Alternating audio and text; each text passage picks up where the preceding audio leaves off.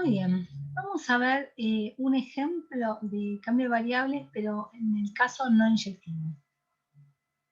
Vimos el ejemplo inyectivo que involucraba la suma, ahora vamos a hacer un ejemplo con un caso no inyectivo.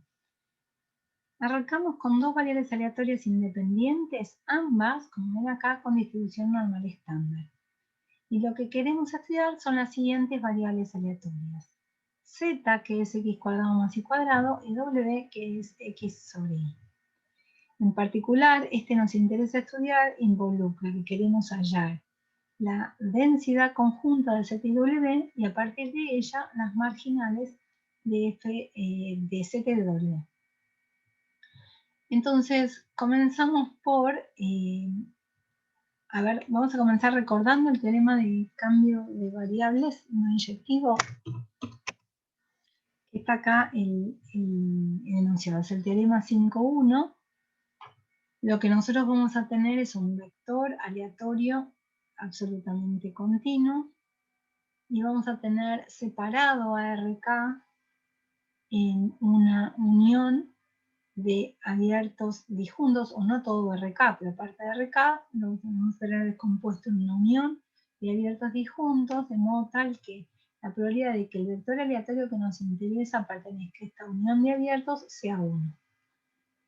Vamos a tener una función g definida, no necesariamente de todo RK, pero sí de esta unión de los abiertos en RK, de modo que la restricción de g a cada uno de los u's, o sea, esta restricción de acá, sea inyectiva. ¿Está bien? O sea, es la restricción de la función g al abierto u sub j tiene que ser inyectivo cuando va de u sub j a RK. Entonces, si consideramos a b sub j la imagen, también va a ser abierta, y lo que le vamos a pedir es que, bueno, como la función es de clase C1, lo que le estamos pidiendo es que el determinante de la derivada no se anule en ese abierto. Entonces habrá una inversa que también, que va a ir de B del respectivo B al respectivo U, la vamos a llamar G sub J a la menos 1, va a ir de B sub J en U sub J va a ser la inversa, y entonces si llamamos I al vector que resulta de aplicar la función G al vector X, para este vector I vamos a tener la función de densidad dada por esta fórmula que ya la vimos antes, es la misma fórmula del teorema de cambio univariado, solo que vamos a sumar sobre las distintas inversas. La función de densidad original evaluada a la inversa por el determinante de la matriz de derivadas inversa, tomado módulos, lo que llamamos el módulo del jacobiano, de g a la menos 1, y la indicadora de que el vector i pertenece a cada uno de los tres. Bueno, vamos a construir cada una de estas funciones en el caso del ejemplo. Entonces, el ejemplo en el que estábamos, tenemos que construir. Lo primero que necesitamos es la función de densidad conjunta de x e y. Como x e y son independientes, esta se va a escribir como el producto de las dos densidades normales CO1. Una evaluada en x, la otra evaluada en y. Entonces acá tenemos que 1 sobre raíz de 2pi queda al cuadrado, y nos queda ahí a la menos 1/2 de x al cuadrado más y cuadrado. La transformación de estas x e y que nos interesa es la que nos da respectivamente, puesto en orden ZW, donde Z es esta transformación x al cuadrado más y cuadrado y W es el cociente.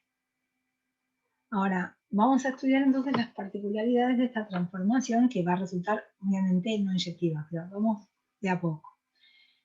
Esta función está definida siempre que y no se anule. Entonces, su dominio no es todo R2, sino es la primera coordenada podría ser todo R, es todo R, y la segunda coordenada excluye al i igual a 0. ¿Ven? Porque no está definido este cociente en esa región. Entonces, la G en principio va acá, después la vamos a restringir, vamos a encontrar quiénes son los conjuntos U y los conjuntos D. Entonces, Comencemos por escribir a esto como la unión de U1 y U2, donde U1 es lo que está escrito acá, R por los negativos, y U2 es R por los positivos. A ver si hago un poquito más grande esto acá. Entonces, la función g va de U1 unión U2, U1 y U2 son abiertos, va a todo R2. Y en principio está bien definida porque podemos dividir por i. Ahora sí pongo un... Entonces, observemos que la probabilidad de que el vector xy pertenezca a la unión de estos dos abiertos, o sea, todo R2 menos la recta y igual a 0 es 1, porque el conjunto, la recta y igual a 0 es un conjunto de medida 0 en R2, como vimos antes. Podemos excluir o trabajar con densidades que coincidan excepto en conjuntos de medida 0. Entonces podemos excluir de este análisis la recta igual a 0. Bueno, lo que tenemos que hacer es hallar la inversa. Ahí vamos a descubrir si la función es inyectiva o no.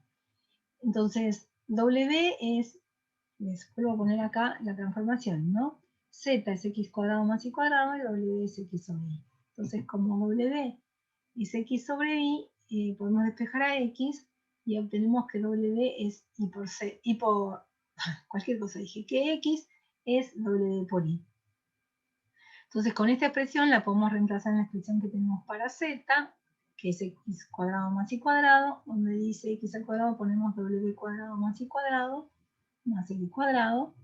Por lo tanto, z nos queda, podemos sacar y cuadrado factor común, esta última expresión que está acá, nos queda y cuadrado por 1 más w cuadrado. O sea que si despejamos y cuadrado, nos queda que es z sobre 1 más w al cuadrado.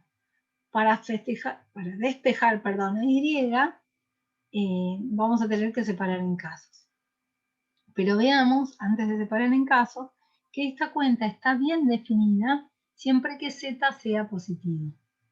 Esto lo que va a hacer es restringir el codominio de G, que habíamos puesto que era todo R2, pero en el fondo solamente se alcanzan los puntos donde que dan lugar a que z sobre 1 más w cuadrado sea positivo o sea solamente z positivo. Entonces estamos hablando de que en el conjunto de llegadas solamente llegamos a los z positivos. Bueno, para seguir el despeje de la inversa, lo que tenemos que hacer acá es tomar raíz cuadrada, nos va a quedar que el módulo de i es la raíz de z sobre la raíz de 1 más w al cuadrado. Entonces va a haber dos inversas dependiendo del módulo de i, cuando despejemos el módulo de acá. Entonces, esta función g, definida como esta expresión, bueno, no es inyectiva. No es biyectiva porque z tiene que ser mayor que 0, pero tampoco es inyectiva. Entonces, lo que sí van a ser biyectivas son las dos restricciones. Una restricción acá y la otra restricción acá, porque justamente es en una el módulo de i es positivo, en otra el módulo de i es negativo. ¿Está bien? Eso es lo que está escrito acá abajo. Justamente U1 y U2 son los dos abiertos sobre los cuales G es biyectiva si restringimos el codominio a la imagen. Entonces, sea G1 la restricción de G al abierto U1, que es R por los negativos. La imagen de esto va a ser el 0 más infinito por R. Acá copié las transformaciones que habíamos encontrado, ¿está bien? Hasta donde habíamos llegado. La función G es simplemente lo que era antes, el ZW, x cuadrado más y cuadrado de xy. Y su inversa, que va de este conjunto como dominio en U1, está dada por como U1 son los negativos, es despejar de acá, agregar el es tomar el valor de i como menos la raíz de z sobre 1 más i cuadrado, más w cuadrado, acá estamos poniendo a y, y en el lugar de x tenemos que poner a w por y, este valor de acá. O sacando, haciendo una notación más compacta, si sacamos esto del factor común, nos queda multiplicado por el vector menos w menos 1. La otra restricción al conjunto U2, que es este de acá, los valores positivos de i, acá la función también es biyectiva y tiene la misma fórmula de esta de acá. También no la copié porque no me alcanzaban los renglones. La misma fórmula de acá. Su inversa, sin embargo, bueno, va del mismo conjunto, pero esta vez a R2, como imagen tiene R, bueno, U2, perdón. Y acá el valor del módulo de i es la raíz de z sobre la raíz de 1 más w cuadrado, y el valor de x, que es w por i, es este que tenemos acá. Lo podemos escribir en esta notación compacta. Entonces, me parece que tiene sentido que pensemos un segundo más acá. Fíjense que cuando uno hace para estar en las condiciones del teorema de cambio de variable necesitamos abiertos, tanto en el conjunto de partida como en el conjunto de llegada. Y acá pusimos, excluimos el valor de 0 en las dos imágenes, o bueno, depende, hay imágenes de G1 o dominios de G sub 1 y G sub 2 a la menos 1. Entonces, ¿por qué excluimos el caso, la recta 0 por 0 en la primera coordenada de z y libre las coordenadas de w? Bueno, para que todo esto, este conjunto nos diera los Bs, los que van a jugar el papel de los Bs, y resulten conjuntos abiertos. Entonces, nuevamente, no hay un problema en excluir una recta, porque la probabilidad de que ZW pertenezca a B1 es 1, y podemos modificar una densidad conjunta en cualquier conjunto de medida 0. Entonces acá estamos excluyendo el conjunto de medida 0 que representa una recta en R2 para simplificar las cuentas, para tener todos conjuntos abiertos y que las cosas funcionen como el teorema de cambio de variables nos indica.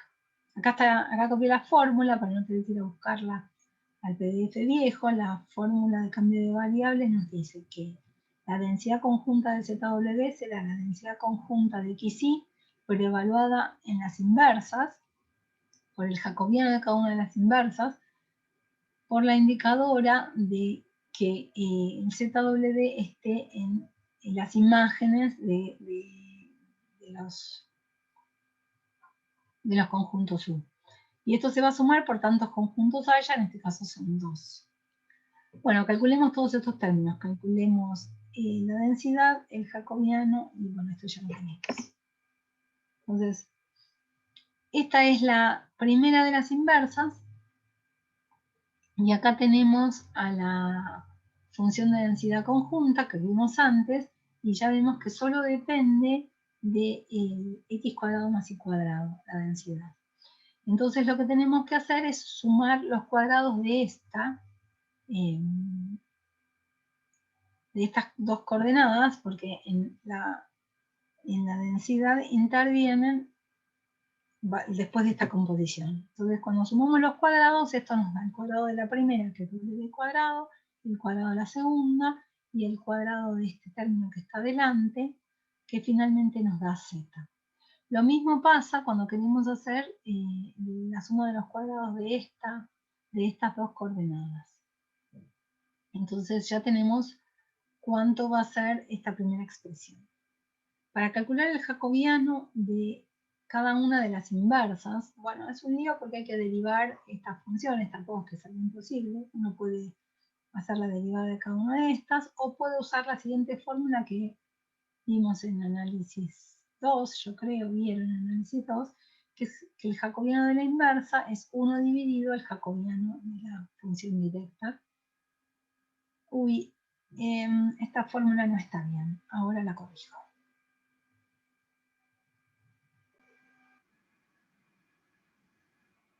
Bueno, ahí cambié lo que estaba mal. Lo que estaba mal era que faltaba este g a la menos 1 acá. Ahí lo agregué. Entonces, el jacobiano de g a la menos 1, evaluado en ZW, es 1 dividido el jacobiano de g, evaluado en g a la menos 1 de ZW. Entonces, tenemos que calcular primero la matriz diferencial de g a la menos 1. Eso es lo que hacemos acá. El diferencial de g a la menos 1 es dividir el jacobiano de G1, dije cualquier cosa, el jacobiano de G1 es derivar a las coordenadas de G con respecto a X y con respecto a Y. No lo escribí acá, pero lo agrego. ¿Quién es la función G? A ver. Un segundo, vamos a poner esto. ¿Quién es la función G de XY? O la función G1 en realidad de XY es, por supuesto, X al cuadrado más Y al cuadrado en la primera coordenada y X sobre Y en la segunda. Entonces, lo primero que hacemos es derivamos estas dos coordenadas con respecto a X y a Y, y después derivamos al cociente con respecto a X, nos da 1 sobre Y, y al cociente con respecto a Y, nos da menos X sobre Y al cuadrado. Esas son las derivadas que calculamos acá.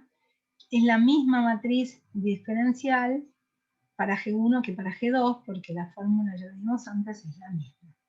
Entonces ahora tenemos que calcular el determinante y luego el módulo del determinante. El determinante nos da menos 2x al cuadrado sobre y al cuadrado en esta diagonal, y la otra diagonal, los valores de y se cancelan, nos queda menos 2. El módulo de esto nos queda menos 1 por 2 por x cuadrado sobre y cuadrado más 1. Como esto es positivo, bueno, el módulo se está cambiando. Ahora, lo que interviene en la fórmula es, tenemos que evaluar a esto en g a la menos 1 de ZW. Entonces, cuando lo evaluamos en g a la menos 1 de ZW, esto se transforma en W al cuadrado. Entonces, ya teníamos antes la densidad, ahora tenemos el jacobiano. Y podemos armar, podemos reemplazar todo en la fórmula C. Para reemplazar todo en la fórmula C, necesitamos tener el jacobiano de g a la menos 1, no el de g, sino el de g a la menos 1. Bueno, eso lo hacemos con esta fórmula, tenemos que hacer 1 sobre esta expresión. Entonces, este es el jacobiano de la inversa de G1 y es también el módulo del jacobiano de la inversa de G2. Bueno, vuelvo a copiar acá la fórmula para no tenerla tan perdida y vamos reemplazando paso a paso. La densidad compuesta con la inversa nos da en los dos casos 1 sobre pi por i a la menos z sobre 2. Y el jacobiano, en los dos casos, o sea, para j igual a 1 y para j igual a 2, nos da esta misma expresión. Y acá nos queda la indicadora de cada b sub i, pero los dos b sub i son iguales y son el conjunto 0 más infinito por r. Entonces z se va a restringir a pertenecer al 0 más infinito, nos queda la indicadora de que w está en r, que no es más que 1. ¿Está bien? Entonces fijémonos que nada en esta expresión depende de j. Entonces esta j se convierte en un 2. Y bueno, nada, escribimos, este está copiado acá, este está copiado acá, este está copiado acá. Ahora vemos, si miramos bien, esta es la expresión para la densidad conjunta que le puse U y B, no sé por qué puse esto, dado que esto en realidad es la densidad conjunta U de ZW. No U y B, sino ZW.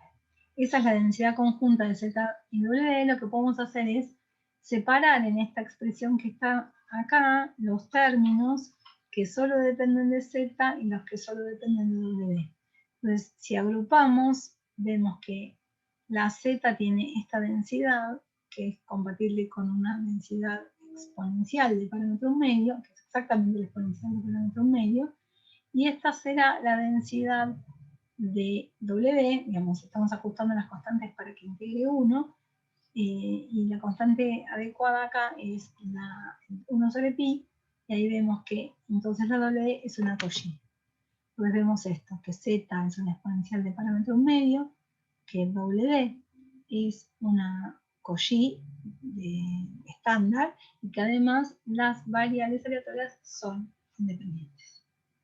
Bueno, este es un ejemplo un poquito más complicado del funcionamiento del teorema de cambio de variables no inyectivo. A continuación vamos a ver la distribución normal bivariada o multivariada.